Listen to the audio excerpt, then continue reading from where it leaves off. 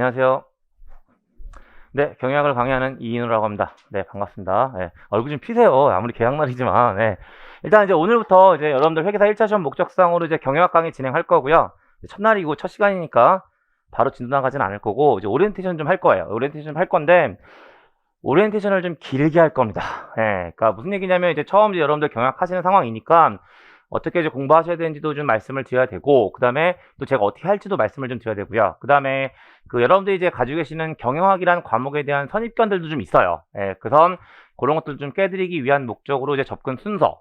그 다음에 어쨌든 여러분들은 시험 목적상으로 좀 이 자리에 앉아 계신 거니까 출제 경향, 뭐 이런 것들도 좀 같이 이야기를 좀 해야 되는 상황이라서 조금 한 50분에서 1시간 정도? 예, 그 정도 소요되지 않을까라는 생각이 들어요. 그럼 이제 예, 오리엔테이션 성격으로 이제 하나씩 이야기를 좀 해 나가면 제일 첫 번째 역시나 이제 지금부터 저하고 같이 경영학 공부하실 건데 이제 공부하시다가 여러 가지 이제 궁금한 점 있을 수 있잖아요. 그러니까 수업 내용과 관련해서는 아니면 이제 공부하시는 복습하는 과정에서 궁금한 점 있을 것 같으니까 이제 그런 것들 이제 여러분들하고 저하고 의사소통할 수 있는 채널 몇 가지만 좀 말씀을 드릴게요. 그래서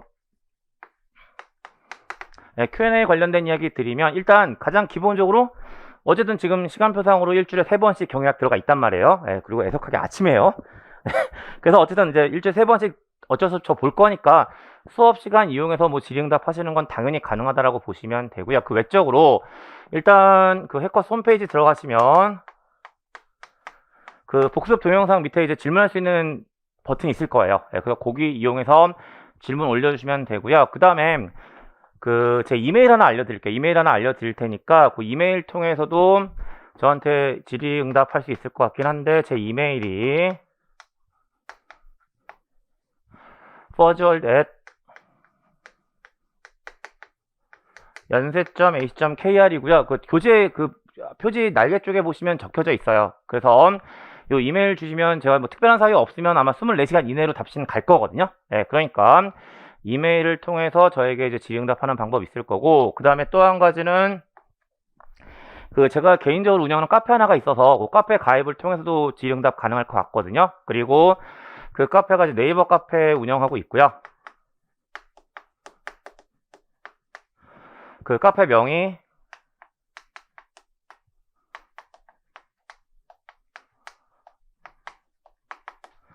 예, 이인호 경영연구소란 카페 조회해 보시면 서치 될 거고, 그걸로 가입하셔가지고 여기 통해서 질의응답 하셔도 되고요. 그 다음에 제가 카페를 운영하는 또 하나 이유는 뭐냐면 그 이쪽을 이용하다 보니까 제가 자료 같은 거 업로드하기가 되게 불편하더라고요. 예, 그래서 여러분들 이제 공부하시는 과정에서 이제 뭐 많진 않겠지만 이제 간단한 자료도 제가 좀 업로드할 수 있을 것 같고, 이제 가장 대표적으로 뭐 기출문제 해설 자료 같은 것들이 되겠죠. 그 다음에 뭐 그런 일이 없어야 되겠지만 이제 사람이 하는 일이다 보니까 이제 그 정오표, 교재 정오표 뭐 그런 것들도 좀 업로드하게 되고, 그 다음에 좀 이따 말씀을 드리겠지만 그 여러분들 교재 앞에 보시면 편별 요약 정리라고 해서 좀 그 표 형태로 정리되는 표들이 있어요. 예, 그러니까 그런 것들도 좀 제가 그러니까 간단한 자료들 업로드하는 용도로도 쓰고 있기 때문에 예, 요거 이용하시는 방법이 있다라고 보여집니다. 그다음 그렇게 말씀드리면서 이제 여러분들하고 저하고 의사소통할 수 있는 채널에 대해서 간단하게 좀 말씀을 드리게 되고, 그 다음에 두 번째 이제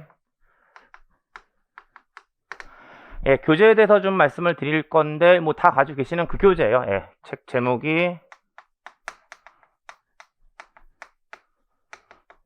예, CPA 경영학 제5판이고요. 이 교재 가지고 강의를 진행할 겁니다. 근데 이제 이 교재에 대한 얘기 좀 드려야 되는데, 일단 뭐 가지고 이제 전반적인 얘기들을 좀 드릴 거냐면 이 교재가 어떻게 구성되어 있는지를 가지고 하나씩 얘기를 좀 드릴 거예요. 그럼 이제 제일 첫 번째 이제 교재 표지부터 넘기세요. 넘기시면 제일 첫 번째 뭐가 들어가 있을 거냐면 그 머릿말 들어가 있어요. 예. 그 머릿말 이제 항상 그 이런 얘기 드릴 때마다 드린 얘기인데 제가 교재 쓰면서 가장 힘든 게 머릿말이에요. 그래서 이상하게 머릿말 쓰는 게 너무 힘들더라고요. 그래서 한번 가볍게만 읽어보고 넘어가세요. 예. 그럼 이제 두 번째 여기부터 말씀을 드릴 거고, 이제 머릿말이 지나가면 이제 뭐가 들어가 있냐면 차례가 들어가 있어요. 예. 그럼 이제 뭘 말씀드려야 되냐면 이 차례가 어떻게 구성되어 있는지에 대한 것들을 좀 말씀을 드려야 되고, 그 다음에 이 차례 이야기하면서 출제 경향에 대한 것까지 같이 말씀을 좀 드릴 거예요. 그럼 이제 그 교재 차례는 어떻게 구성이 되어 있냐라는 건데, 사실 제가 교재 쓰면서 가장 많이 공을 들이는 부분 중에 한 가지가 바로 뭐냐면 차례이긴 해요. 예, 왜냐하면 어쨌든 대부분의 분들은 이제 공부하실 때 당연히 차례 순서대로 공부를 하실 거고 그 순서가 분명한 뭔가를 가지고 있어야 되거든요. 그러니까 그러다 보니까 차례를 좀 많이 공을 들이는데 이제 어떤 느낌이라고 보시면 되냐면 여러분들 이제 경영학을 지금 처음 공부하시는 거잖아요. 그러니까 내년도 회계사 1차 시험 목적상으로 경영학을 처음 공부하시는 건데 여러분들 경영학이란 과목에 대해서 가지고 있는 여러 가지 생각들이 있어요. 어떤 생각들이 있으세요? 뭐 이미 시험 준비를 했던 선배들한테도 이야기를 좀 들었을 텐데 어떤 얘기들을 많이 하냐면 뭔지 모르겠어. 범위가 어디까지인지도 모르겠고요. 무조건 외워야 될 것만 같고 손에 잘 잡히지도 않고 뭐 이런 얘기들. 예. 이런 이야기들을 가장 많이 들으셨을 거거든요. 근데 그런 얘기들이 나오는 가장 원천적인 이유는 뭐냐면 경영학을 접근하는 순서를 모르셔서 그래요. 예.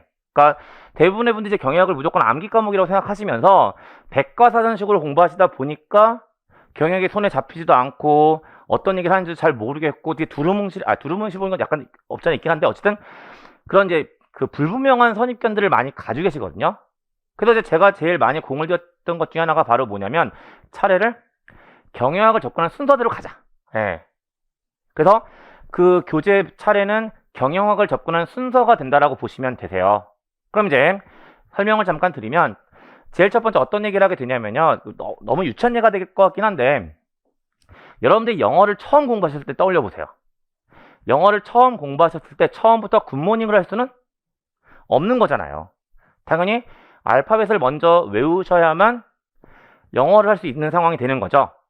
경영학도 마찬가지예요. 처음부터 고차원적인 경영학을 할 수는 없어요. 고차원적인 경영학부터 하면 힘들어지는 거예요. 경영학이 어려워지는 거거든요. 네, 그러니까 항상 스텝 바이 스텝으로 가는 게 맞는 거고 경영학 역시 경영학에서 사용되는 기본적인 개념들 그 다음에 기본적인 용어들 뭐 이런 것들이 먼저 터득이 돼야 되는 거잖아요. 그리고 그런 것들을 다루고 있는 분야가 바로 뭐냐면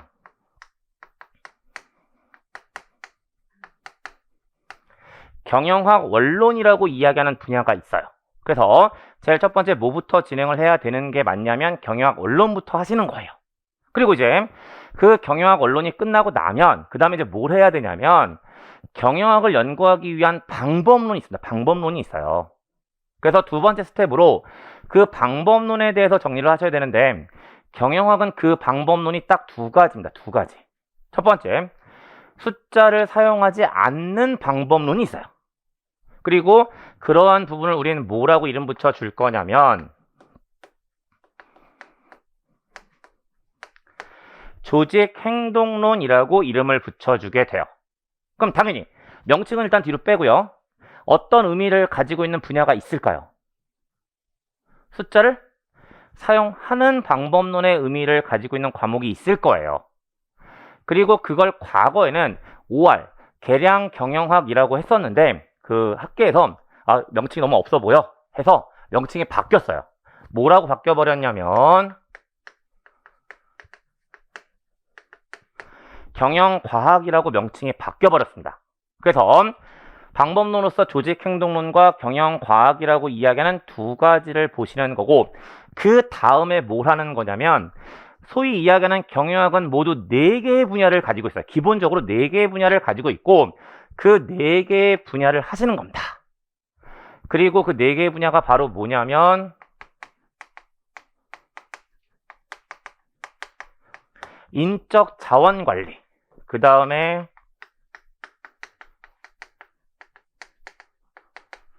생산 운영 관리, 마케팅,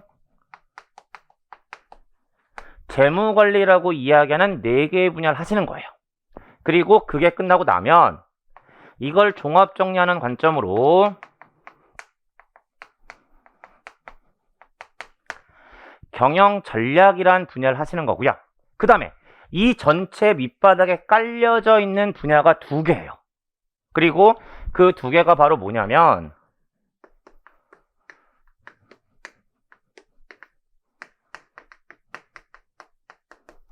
경영 정보 시스템이라고 하는 것과 여러분들과 가장 친해야 되는 회계학이라는 것이 있는 거예요. 그리고 이게 전체적으로 경영학을 접근하는 순서가 된다라고 보시면 되는 거거든요. 그런데 이 접근 순서는 제가 개발한 접근 순서 절대로 아니고요. 어떤 의미를 가지고 있는 접근 순서라고 보시면 되냐면, 일반적으로 대학에서 경영학과를 운영을 하잖아요.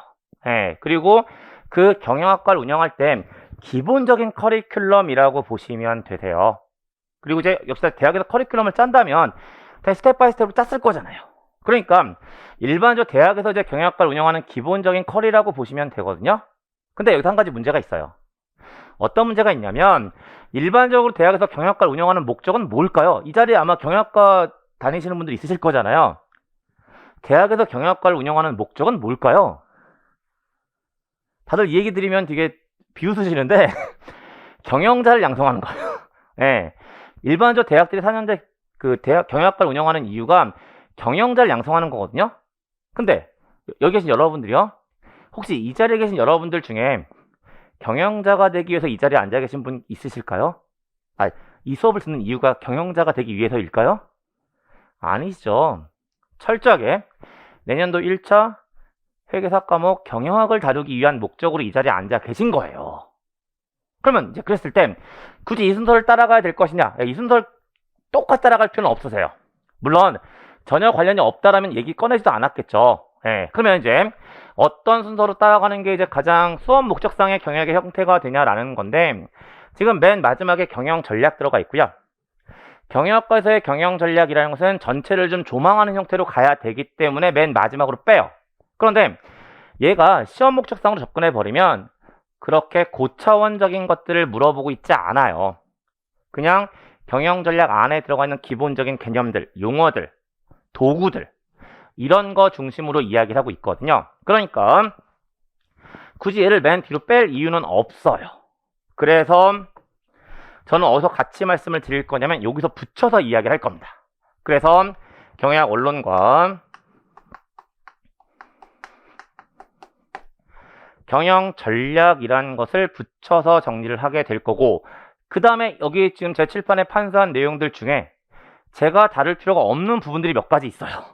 예, 어떤 것들이 제가 다룰 필요가 없다라고 보시면 되냐면, 이거 제가 할 필요 없는 거잖아요. 이미 여러분들은 윤민호 교수님과 함께 재무관리 세계를 갔다 오셨을 거예요. 그러니까 이거 제가 얘기할 필요 없을 거고, 그 다음에 이건 역시 김원종 선생님과 강경태 선생님 통해서 이미 다 원까지 좀 하고 계시죠. 예. 그러니까 어쨌든 이거 역시 제가 다룰 필요는 없을 거니까 이건 지금 제가 얘기하지 않을 거고, 그 다음에 이 전체 구조에서 우린 수업 목적상으로 경영을 할 거니까 출제가 되지 않음에도 불구하고 공부할 필요는 없는 거예요. 당연히 출제되는 것만 가지고 정리를 하셔야 되는 거잖아요. 그랬을 때 어쨌든 회계사 시험 기출문제들을 분석해 봤을 때 출제 가능성이 현저하게 떨어지는 분야가 두 개가 있죠. 그리고 그 두 개가 바로 어디냐면 여기와 여기예요. 예. 그래서 요 두 개 역시 언급할 필요는 없게 되는 거고요. 이제 그럼 나머지가 순서대로 가면 돼요. 그래서 여러분들 가지고 계신 교재 보시게 되면 제 1편에 뭐라고 되어 있냐면 경영학 입문이라고 되어 있을 거고요. 그 경영학 입문이 경영학 원론과 경영 전략이 합쳐져 있는 분야가 된다라고 보시면 되세요. 그래서 모두 4개의 챕터로 구성되어 있을 텐데 3개 챕터까지가 경영학 원론, 맨 마지막 4번째 챕터가 경영 전략이라고 보시면 되는 겁니다. 그래서 1편을 그렇게 진행할 거, 파트 1을 그렇게 진행할 거고요. 그 다음에 제 2편이 조직 행동론이 들어가 있을 거고, 제 3편 가면 인적 자원 관리, 4편에 생산 운영 관리, 5편에 마케팅이 들어가 있다라고 보시면 되는 거예요. 결국 일단 알고 가는 게 맞기 때문에 설명을 드린 거긴 하지만 그냥 여러분들은 교재 순서대로 공부하시면 그냥 가장 표준화된 경영학 접근 순서대로 정리가 된다라고 보시면 되는 겁니다. 그래서 그런 이유 때문에 이제 교재 차례가 그렇게 구성되어 있다라고 보시면 되는 거고, 그 다음에 이제 요걸 통해서 출제 경향 잠깐 말씀을 좀 드리면 되는데, 회계사 1차 경영학은요, 아주 그 구조가 심플해요. 아주 심플합니다. 어떻게 돼 있냐면, 요게 한 묶음이고요. 요게 한 묶음이고, 요게 한 묶음이에요. 그 다음에 요게 어쨌든 1차 시험에 포함되어 있는 거죠. 그래서 총 40문항 출제가 되는데 그 40문항이 어떻게 배분되어 있냐면 이 재무관리가 16문항입니다. 그 다음에 재무관리를 제외한 나머지가 저희들 쓰는 표현대로 말씀드리면 일반 경영학이라고 하는데, 사실 그 일반 경영이라는 표현은 회계사 쪽에서만 통용되는 표현이긴 하죠. 예, 왜냐하면 다른 시험들은요, 경영학이라는 시험 과목 하에서 심지어 뭐까지도 보냐면 얘까지도 봐요. 예. 그리고 이제 다른 쪽 시험 같은 경우는 얘의 비중이 그렇게 크지도 않거든요. 근데 여러분들이 이제 회계사 시험 준비하시니까 재무관리는 2차 과목에도 있으니까 얘의 비중이 좀 크다라고 보시면 되고, 그 다음에 이제 나머지가 24문항이 출제된다고 말씀을 드리는데, 보시는 것처럼 몇 개를 묶어 놓았을까? 3개를 묶어 놨잖아요. 아까 심플하다고 말씀드렸어요. 이 묶음이 8개, 이 묶음이 8개, 이 묶음이 8개인 거예요. 예. 그래서 원론, 전략, 조직, 인사 합쳐서 8문항, 생산, 운영관리만 8문항, 마케팅만 8문항 해서 총 24문항이 출제가 된다라고 보시면 되고요. 결국 좀 골고루 좀 공부하셔야 되는, 그런 형태가 된다라고 보시면 됩니다. 종종 이제 경영학 강의하다 보면 조금 선별적으로 경영학을 공부하시고자 하는 욕구를 나타내는 경우들이 종종 있어요. 종종 있는데, 일단 출제 경영이라 이런 것들을 고려했을 때는 골고루 좀 보시는 게 맞다라고 보여져요. 그래서 그렇게 말씀드리면서 이제 목차 차례와 관련된 이야기 드리면서 이제 경영학 접근 순서가 어떻게 되어 있는지 말씀드렸고, 그 다음에 이제 그 안에서 출제 경향 간단하게 말씀을 좀 드렸습니다. 그럼 이제 차례 지나가면 뭐가 들어가 있냐면,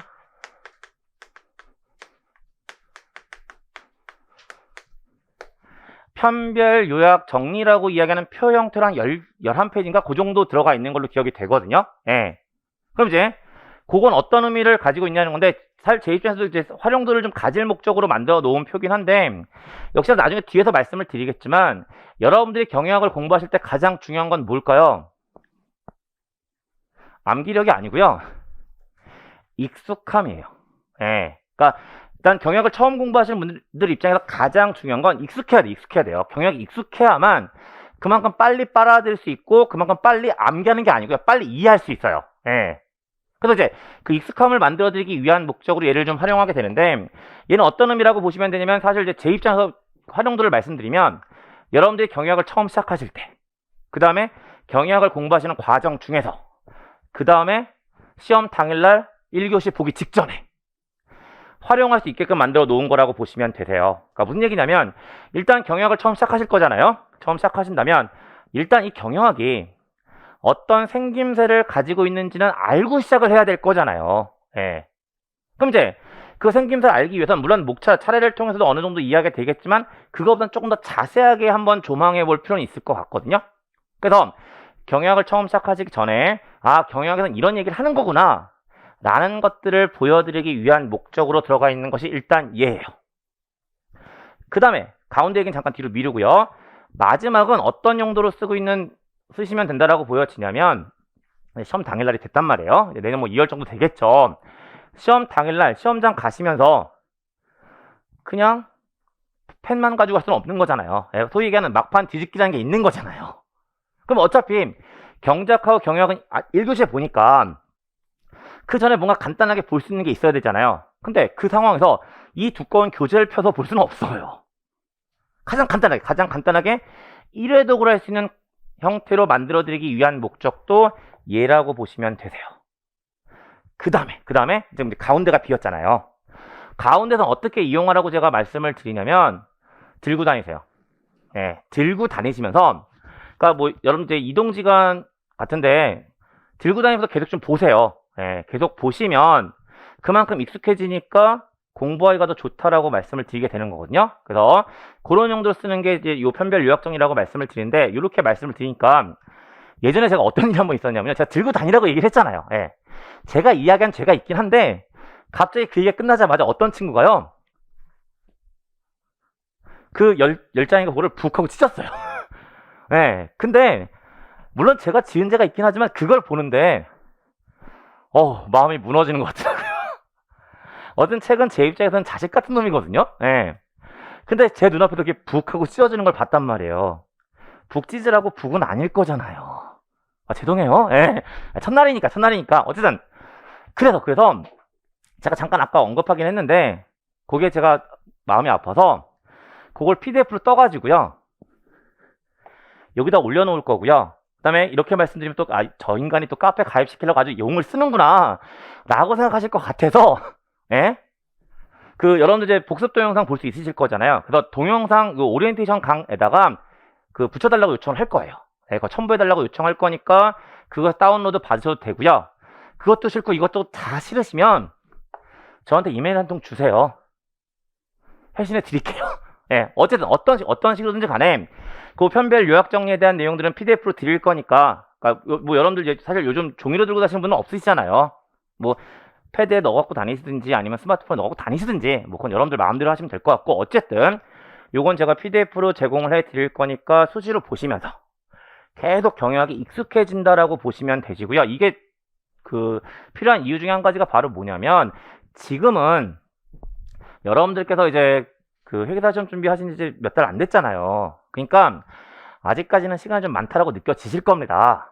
근데 시험 날짜 임박해지면요, 그 회계학, 세법 이런 거에 아주 치이셔가지고 경영학에 투자할 시간이 많지 않으세요. 예. 근데 그랬을 때 어떤 일이 좀 발생할 수 있냐면, 그러다가 경영학을 아예 접어버리세요. 예. 그러니까 속칭 면과 전략으로 가자라고 접어버리시는 분들이 있으시거든요. 근데 제가 보기 그건 조금 위험하세요. 특히나 이제 올해 같은 경우에 이제 지난 2월달에 시험 본 경우 보면 경영학 시험이 생각보다 많이 쉬었어요. 예, 많이 쉬었기 때문에 그런 경우인데도 면과 전략으로 가시는 건 여러분들한테 당연히 불리하실 거잖아요. 그리고 또 한편으로는 분명히 말씀드리지만 시험 날짜 임박할수록 여러분들께서 경영학에 투자할 수 있는 시간은 산술적으로 감소하는 것도 아니고 기하급수적으로 감소할 거예요. 장담할 수 있어요. 장담할 수 있어요. 그러니까 짜투리 시간을 이용해서 경영학을 공부하시는 게 오히려 더 효율적일 수 있거든. 예, 그러니까 그런 용도로도 좀 활용할 수 있는 형태가 된다라고 보시면 되세요. 그래서 생각보다 활용도가 높은 자료라서 그 편별 요약 정리는 가급적이면 좀 친숙하게 지내셨으면 좋겠습니다. 그래서 그런 용도로 편별 요약 정리가 들어가 있다라고 보시면 되고, 이제 그 다음에 세 번째 뭐가 들어가 있냐면, 예, 본문이 들어가 있습니다. 본문이 들어가 있고, 예, 이 본문은 이제 본문 중심을 가지고 이제 강의가 진행된다라고 보시면 되시거든요. 근데 이제 본문에 대한 얘기 몇 가지만 좀 드리면, 일단 쭉 넘겨보시면 아시겠지만 제가 일반적으로 수험서 쓸 때 패턴이 뭐냐면, 그 요약식이 아니라 서술 형태로 저는 기본적으로 수험서를 쓰는 사람이긴 해요. 물론 요약 형태가 아니라 서술 형태로 쓰는 데는 이유가 있어요. 예, 뭐 제가 이미 앞에서 짬짬이 계속 강조하면서 왔지만 경영학을 암기 과목이라고 생각하시면 안 되세요. 철저하게 이해를 좀 하셔야 되거든요. 예, 그 구체적인 이유는 뒤에서 다시 말씀을 드릴 텐데, 어쨌든 이해가 돼야 된단 말이죠. 근데 요약식으로 교재가 서술돼 있으면 어쩔 수 없이 외우게 돼 버린다고요. 그래서 저는 기본적으로 교재가 서술식으로 작성이 되어 있다라고 보시면 되세요. 근데 물론 서술식으로 작성했을 때 치명적인 단점이 있어요. 물론 이 얘기는 요약식으로 작성했을 때 장점이 있다는 얘기랑 똑같은 얘기가 되는데, 그 어떤 특징이 있냐면 일반적으로 요약식으로 작성하는 것이 훨씬 눈에 잘 들어오죠. 네, 왜냐면은 요약식으로 쓰다 보면은 이제 교재 빈칸들도 좀 많고 그러다 보니까 눈에 훨씬 잘 들어오는 장점은 있어요. 그러니까 서술식은 그 부분에서 좀 결함을 가지고 있는 거거든요. 근데 제 입장에서 그 결함을 포기하고 싶진 않았어요. 그 결함도 좀 없애고 싶은 생각이 있어서, 역시나 교재 보시면 아시겠지만 본문 중간중간에 역시나 활자체도 좀 다르고 색깔도 좀 달리해서 음영 처리되어 있는 것들이 있죠. 그러니까 이제 그런 것들이 요약식으로 교재를 썼을 때 필수적으로 들어가야 되는 내용들이라고 보시면 되세요. 네, 그래서 그 서술식이 가지고 있는 장점과 요약식이 가지고 있는 형태의 장점들 좀 절충해 놓은 형태로 만들어 놓은 것이 본문이다라고 보시면 되시고요. 그 다음에 한 가지 더 보시면, 역시 쭉 넘겨보시면 그 뭐가 좀 많이 보이실 거라고 생각이 되냐면 각주가 좀 많이 보일 거라고 생각이 돼요. 근데 일반적으로 이제 교재 보시면 각주가 들어가면 이제 아무래도 각주다 보니까 글씨체도 작고 밑으로 빠져 있잖아요. 그러다 보니까 그 공부하시는 분들 입장에서 어떤 실수들을 많이 범하시냐면, 아, 별로 덜 중요하구나, 별로 안 중요하구나 라고 생각을 많이 하세요. 근데 다른 분이 쓰시는 교재 패턴은 전 모르겠고요. 저는 어떤 의미를 가지고 각주를 쓰냐면, 제가 역시나 그 교재 쓸 때 가장 중요하게 생각하는 것은 논리적 흐름이에요. 예, 일반적으로 이제 공부하실 때 쭉 읽어나갈 때 흐름이 끊어지면 더 이상 공부하고 싶지 않거든요. 그래서 흐름을 좀, 그 논리적 흐름 자체를 좀 강조해서 제가 교재를 쓰고 있는 상태다 보니까 본문은 그렇게 구성이 되어 있는 거예요. 근데 그렇게 되면 어쨌든 시험을 봐야 되는 거니까 시험은 꼭 큰 줄기 안에서만 나오는 게 아니거든요. 소위 말하는 지엽적인 거 또는 마이너한 것들도 나온단 말이에요. 그럼 당연히 그 내용들이 교재에 포함이 돼야 되는데 그걸 본문에다가 다 집어넣게 되면 역시나 논리는 깨지고 백과사전이 되어 버리는 거예요. 그래서 그런 지엽적인 것들 또는 주변적인 것들은 저는 어떻게 항상 처리를 하면서 교재를 쓰냐면 각주로 빼요. 예. 서설이 길었는데 결국 어떤 얘기를 드리려고 이 얘기를 끄집어낸 거냐면 제 교재에 들어가 있는 각주는 글씨 크기가 작긴 하지만 본문과 동일한 가중치를 가지고 있다는 사실을 말씀드리고 있는 거예요. 그러니까 다시 한번 말씀드리지만 각주 글씨 조그맣다고 해서 그냥 참고 목적이지 이런 느낌보다는 얘도 본문과 똑같은 의미를 가지고 있어 라고 하면서 교재들을 좀 읽어 나가 주실 것을 부탁을 드립니다. 그래서 그런 형태로 들어가 있는 것이 본문에 대한 내용이 되는 거고 이 본문 중심으로 이제 이번 기본반에서는 강의가 진행된다라고 보시면 되세요. 그 다음에 이제 본문 지나고 나면 각 챕터별로 뭐가 들어가 있냐면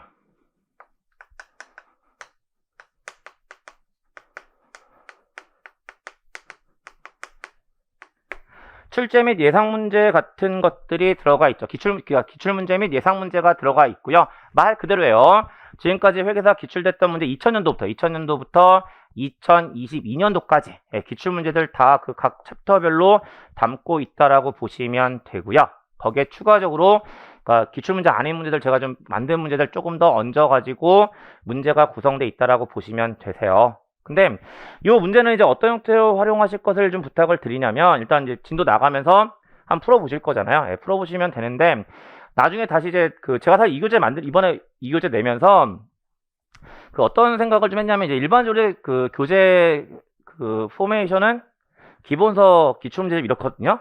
근데 사실 경영학 같은 경우를 이제 냉정하게 생각을 해봤어요. 냉정하게 생각을 해봤더니 어쨌든 여러분들 입장에서 제가 가지고 있는 이 경영학은 한 과목도 아니잖아요.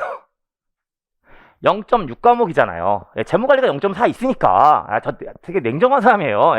뭐 제가 강의하는 경영학에서 무조건 경영학만 하세요 이런 얘기 안 해요. 그러니까 객관적으로 말씀드리면 0.6 정도의 의미를 가지고 있는 과목이란 말이에요.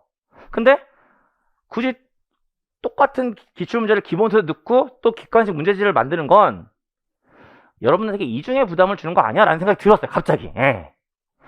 그래서 어쨌든 이 한 권으로 모든 걸 끝낼 생각을 가지고 만든 거예요.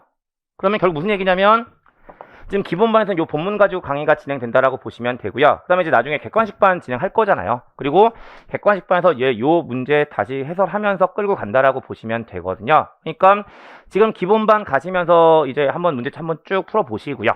그 다음에 나중에 객관식반 갔을 때 이제 하나씩 다 해설하면서 갈 거니까 그때 다시 복습하시는 그런 형태로 진행된다라고 보시면 될 것 같고 또 한 가지만 말씀드리면 근데 여기 들어가 있는 문제들 중에 여기 없는 내용도 있어요.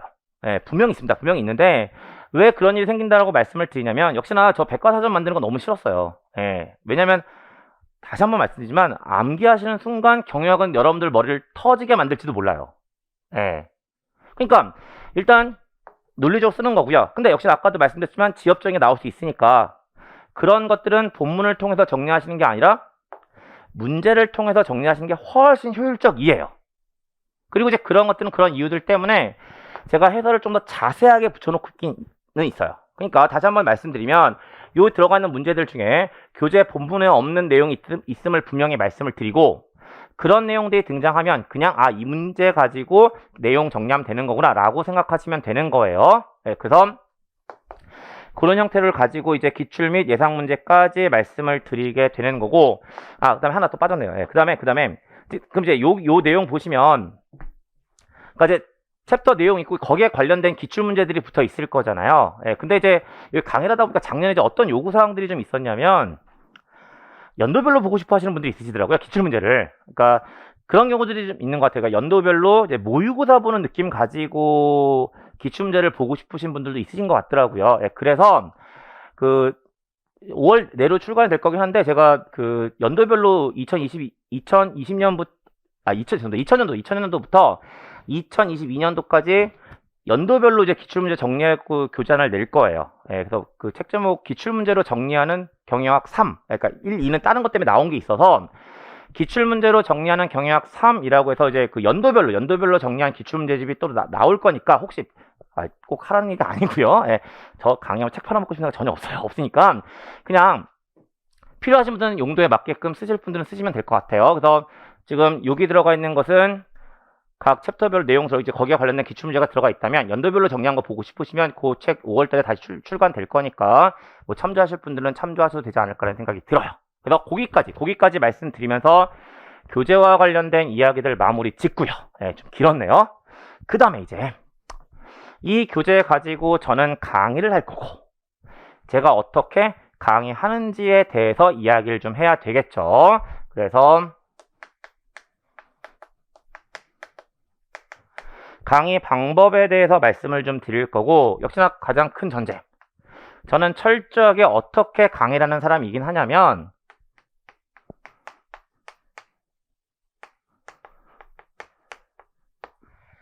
탑다운 방식으로 강의를 하는 사람이에요. 그러니까 매 시간 끊어서 보셔도 탑다운일 거고요. 오늘 개강하면서부터 종강까지를 한 덩어리로 보셔도 탑다운일 거예요.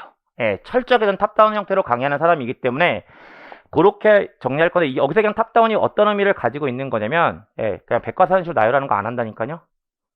항상 큰 그림을 먼저 그려드릴 거예요. 그러니까 머릿속으로 구조가 먼저 그려진다라고 보시면 되세요. 그리고 이제 그걸 제가 뭐라고 표현하고 있는 거냐면 탑이라고 표현하고 있는 겁니다. 그리고 이제 그렇게 구조가 그려지고 나면 이제 그 구조 안에서 세부적인 것들을 좀 채워 나가겠죠. 그리고 그걸 제가 뭐라고 표현하고 있는 거냐면 다운이라고 표현하고 있는 겁니다. 그래서 항상 큰 그림 그려드리고 세부적인 이야기하고 하는 형태로 강의가 진행된다라고 보시면 되니까 그 논리대로 따라온다라고 생각을 하시면 되세요. 그리고 이제 그러다 보니까 어떤 형태로 강의를 좀 진행할 거냐면 뭐 이미 쭉 쓰신 거 보시면 아시겠지만 저 판서 되게 잘해요. 잘하지 않아요? 네. 그래서 일단 판서를 가지고 내용을 정리할 거예요. 그날 그 강의마다 판서를 가지고 내용을 정리할 거고요. 그 다음에 필요하다면 거기에 추가적으로 교재로 한 번 더 정리하는 그런 형태로 강의가 진행된다라고 보시면 될 겁니다. 그래서 기본적으로는 그렇게 강의를 진행한다라고 보시면 되는 거고요. 그 다음에 이제 제가 추구하고자 하는 강의는 어떤 강의라고 보시면 되냐면 철저하게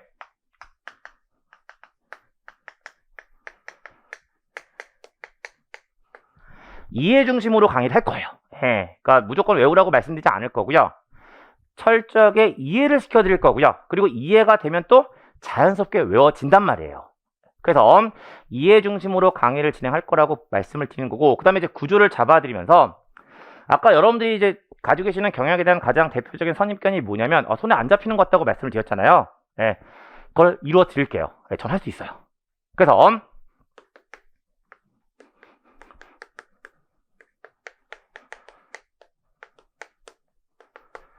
손에 잡히게끔 해드리는 형태로 강의를 하겠습니다. 그래서 그렇게 강의가 진행된다라고 보시면 되는 거고 그 다음에 조금만 더 이제 구체적으로 가면 이제 제가 강의하면서 가정을 좀 깔아야 될 것 같은데요. 사실 제가 여러분들 오늘 처음 뵙고요. 여러분들의 백그라운드를 제가 전혀 모르잖아요.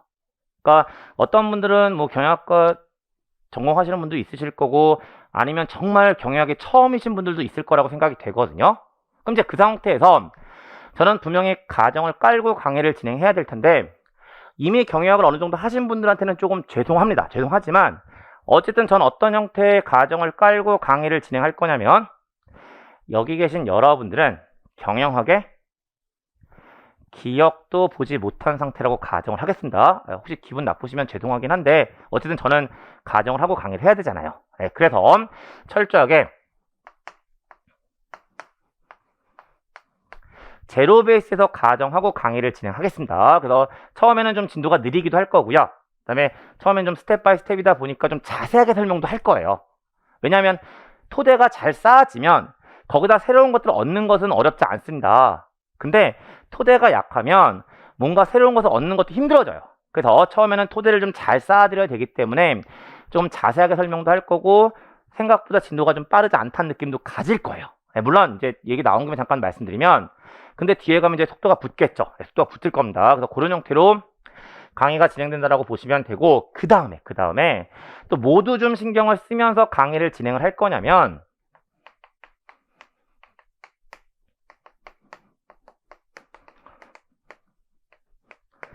경영학적인 표현을 좀 들려드리는 것에 신경을 쓰면서 강의를 좀 진행할 거예요.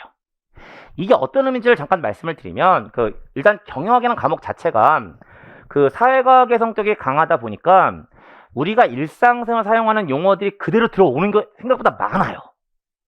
근데 문제가 뭐냐면, 일상적인 관점에서의 용어와 경영학에서 사용되는 용어가 일치하지만 의미가 다른 것들이 생각보다 많이 있어요. 그렇다면 당연히 여러분들이 시험을 보시는 관점이라면 어떤 용어가 등장했을 때 일상적인 관점에서 국어적으로 해석을 하셔야 될까요? 경영학적으로 해석을 하셔야 될까요?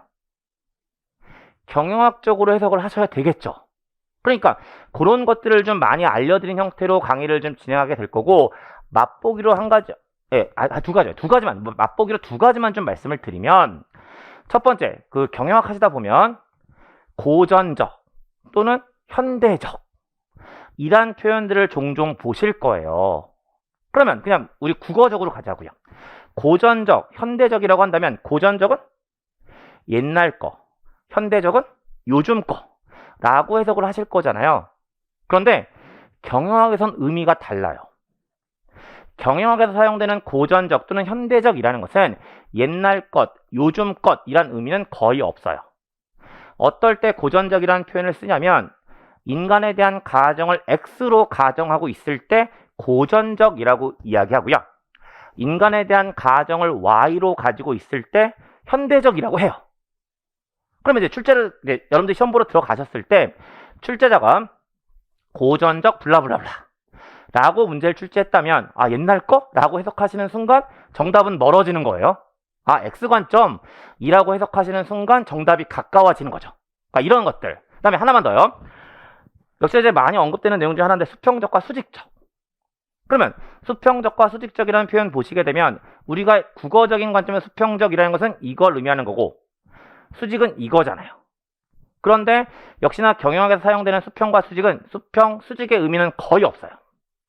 어떨 때 수평이나 수직이라는 용어를 쓰냐면 수평이라는 것은 같은 단계란 의미를 가지고 있거나 의사결정 권한이나 책임 수준의 변화가 없을 때 써요. 지금은 모르셔도 돼요. 어차피 나중에 다시 다 이야기할 거니까. 그 다음에 수직이라는 것은 다른 단계란 의미로 사용되거나 의사결정 권한이나 책임 수준의 변화가 있다란 의미를 가지고 있을 때 쓴단 말이에요. 그러니까 이런 식으로 역시나 출제상으로 수평적이라는 용어가 나왔다면 이렇게 해석하시는 순간 정답은 못 찾는 거예요. 하지만 동일 단계이거나 의사결정 권한이나 책임 수준의 변화가 없다란 의미를 가지고 접근하시면 이제 답이 보이는 거죠. 그러니까 그런 것들이 생각보다 많거든요.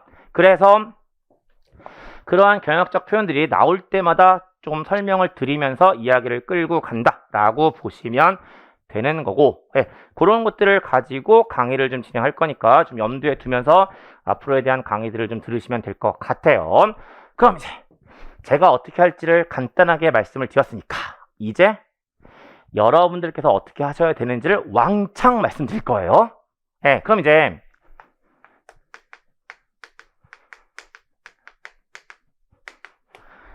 어떻게 공부하셔야 되는지에 대해서 말씀을 드리게 되는 거고, 제일 첫 번째 앞에서 여러 차례 강조했습니다. 경영학은 뭐가 아닙니다.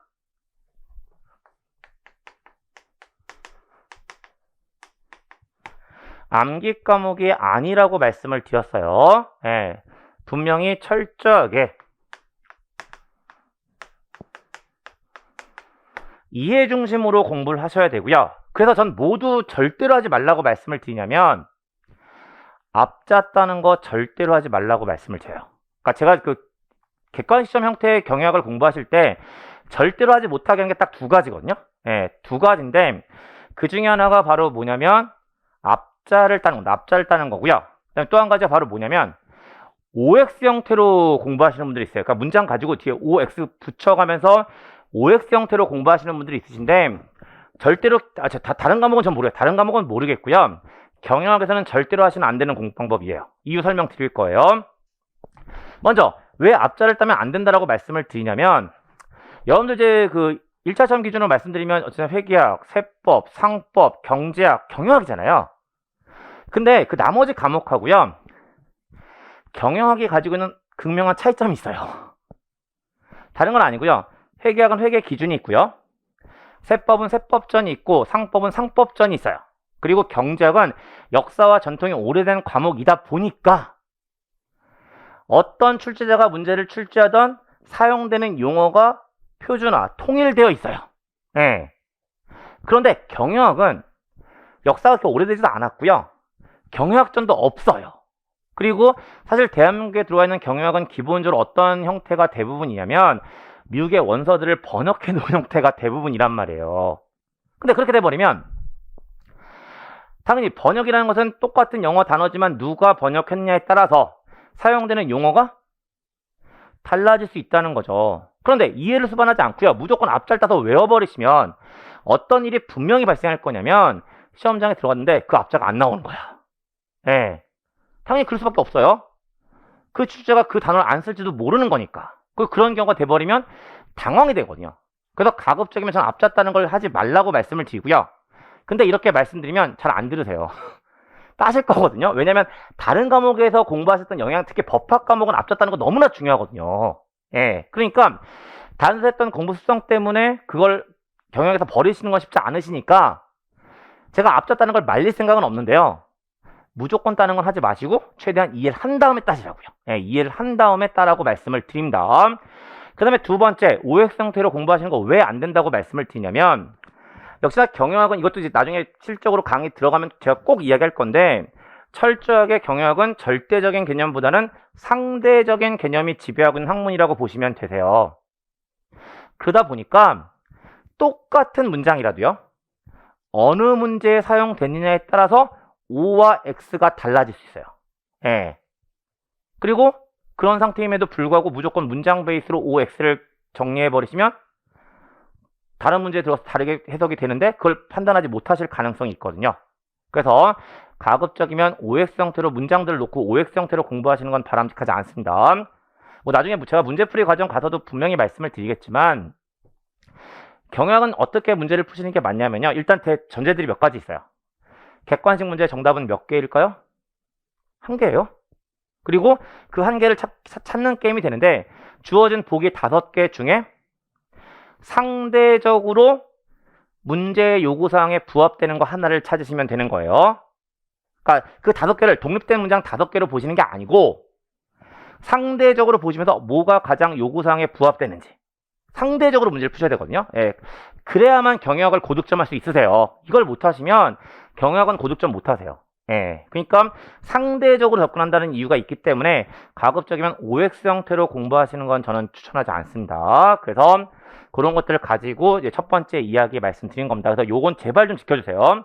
무조건 외워야지라는 생각 하지 마세요. 아까도 말씀드렸지만 경영학 무조건 외우기 시작하시면 정말 여러분들 머리 터질지 몰라요.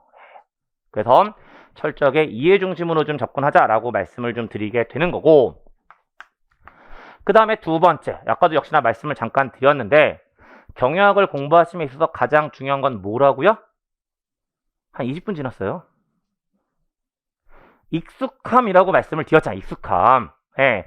그래서 그 익숙함이라는 걸 좀 만드셔야 되는데 그 익숙함을 만들기 위해서 한 가지만 부탁을 좀 드릴까요? 부탁을 드릴 거예요. 예. 그러니까 무슨 부탁을 드릴 거냐면 일단 제가 강의하면서 가지고 있는 한 가지 고집이라면 고집이고 그런 거긴 한데 최대한 여러분들이 복습하는 데 쓰는 시간을 좀 줄여드리고 싶어요. 아까도 말씀드렸지만 경영은 0.6 과목이라니까. 그렇다고 경영 완전히 무시하는 얘기 아니에요. 예. 0.6 과목이면 어쨌든 거기에 맞게끔 접근하시는 게 맞잖아요. 그러니까 그리고 지금 이미 이제 앞에 여러분들 지금 회계학도 하셨고 다른 것도 하셨다 보니까 지금 시간 되게 없으실 거거든요. 그러니까 경영학은 가장 효율적으로 가는 게 좋다라고 말씀드린 거고요. 그래서 우리 일주일에 3번씩 아침에 하는 그 수업 시간 안에 최대한 많은 것들을 빨아들이게 하고 싶은 게 제 욕심이에요. 예.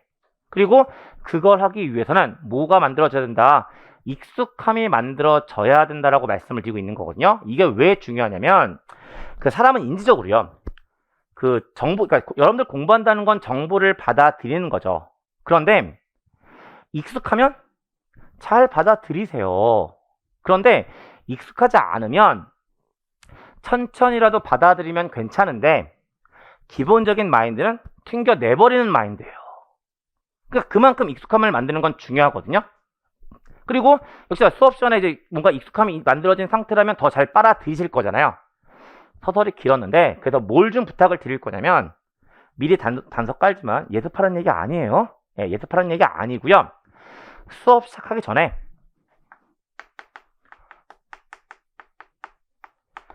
딱 5분만 투자해 주세요. 5분 많은 시간도 아니잖아요. 지금 우리 9시에 수업할 거니까 8시 55분 정도 되겠네요. 5분만 투자해서 뭐 해 주실 것을 부탁을 드리냐면 예습 아니고요. 머리는 딴 생각해도 좋아요.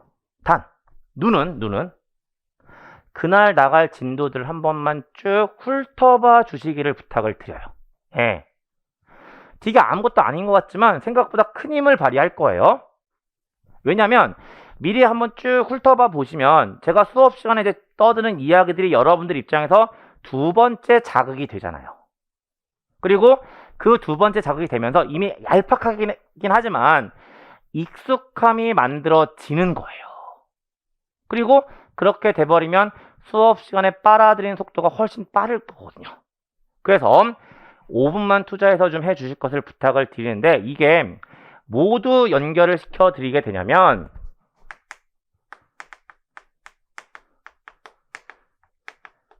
복습 방법하고도 연결이 돼요. 당연히 여러분들 이제 수업 들으시고 나면 그 다음에 복습하실 거잖아요.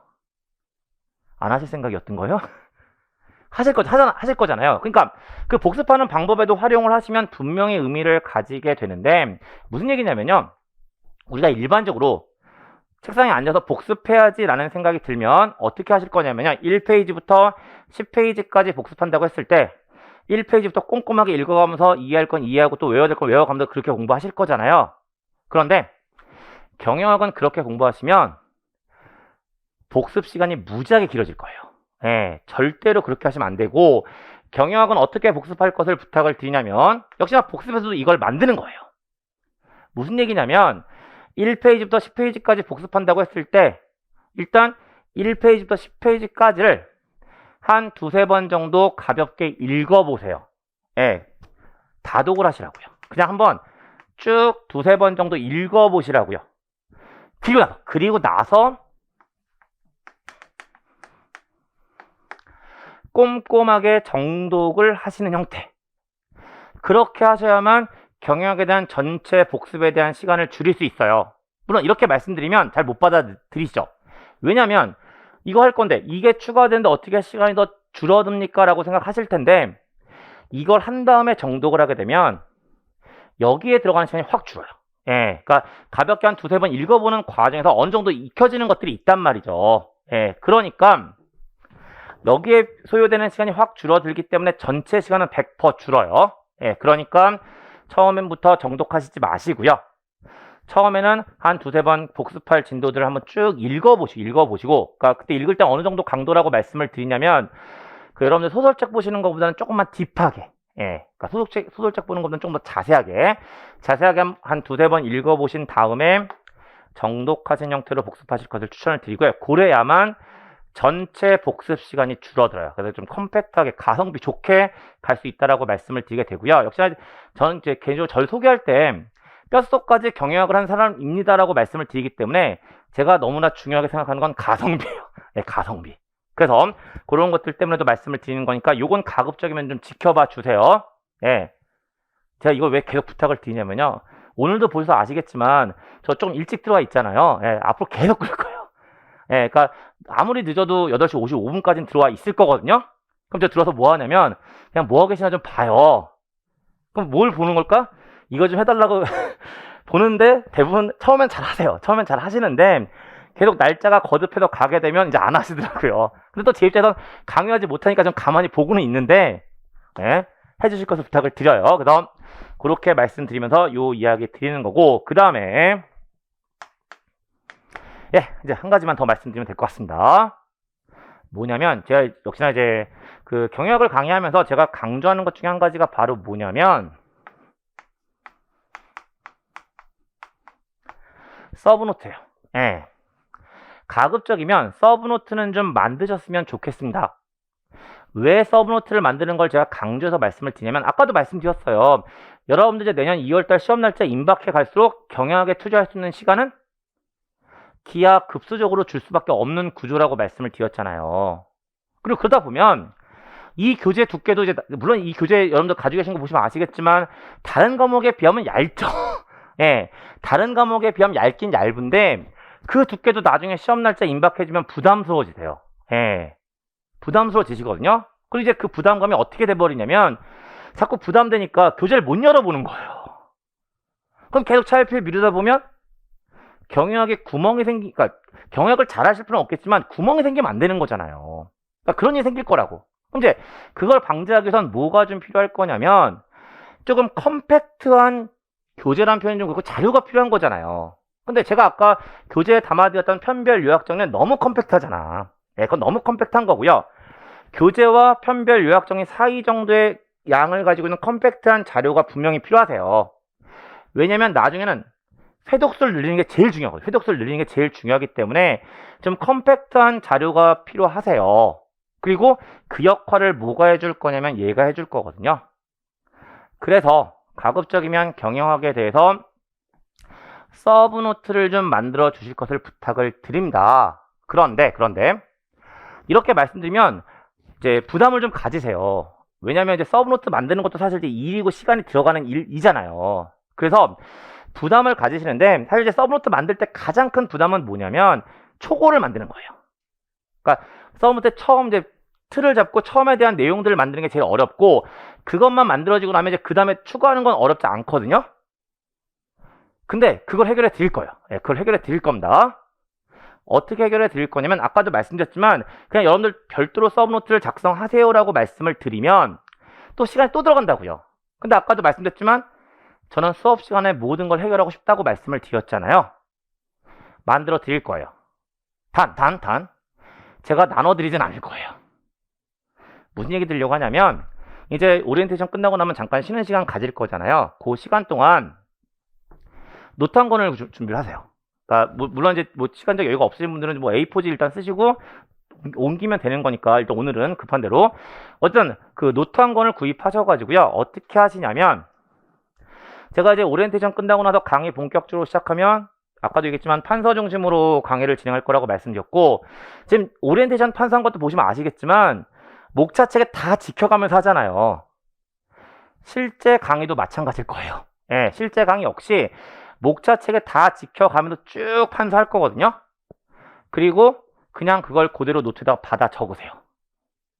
받아 적으시면 그리고 종강하면 그냥 깔끔하게 서브노트에 초고가 되어 있을 거예요.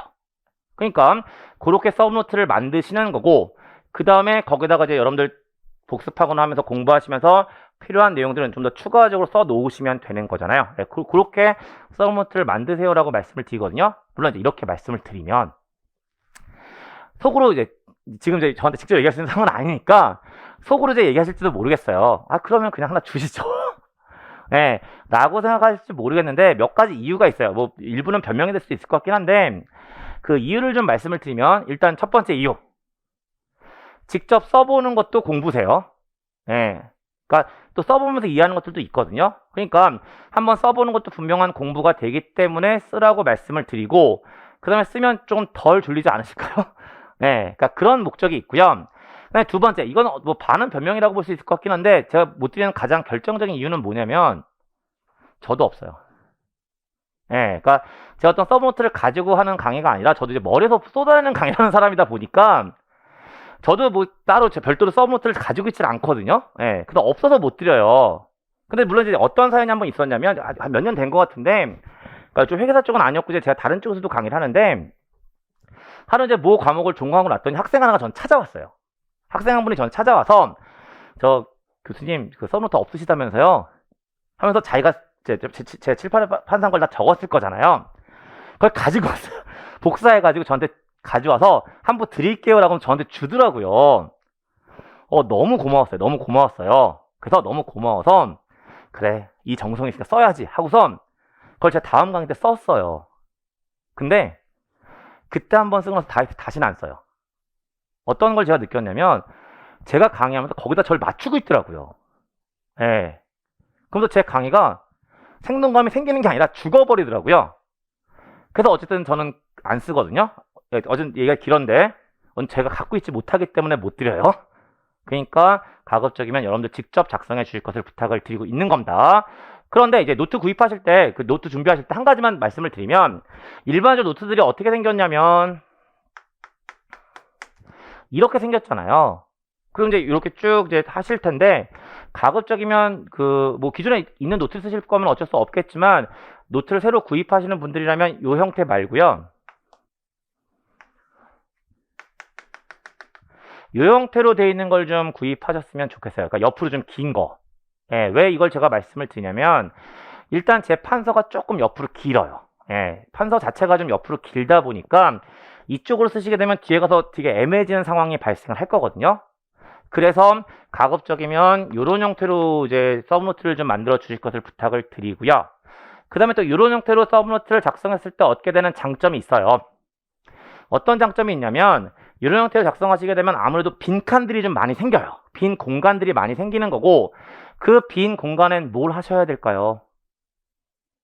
당연히 아까도 잠깐 말씀드린 것처럼 여러분들이 공부하시면서 추가적으로 적어 놓아야 될 것들, 그 다음에 나중에 이제 기출문제 풀이 과정이나 이럴 때 갔을 때 오답 노트 같은 것들, 예, 그런 것들을 좀 만들 수 있는 공간들을 좀 잡아 놓을 필요성이 있거든요. 그래서 이쪽보다는 이쪽으로 좀 가실 것을 부탁을 드리는 거고, 그렇게 말씀을 드리면 여러분들이 어떻게 해 주셔야 되는지에 대해서 일단 첫날 드리기 위한 목적에 대한 이야기들은 전부 다 되었다라고 보시면 되고, 일단 여기까지 말씀드리면서 오리엔테이션 이야기 전부 마무리 짓고요. 이제 잠깐 쉬었다가 본격적으로 이야기 시작하겠습니다.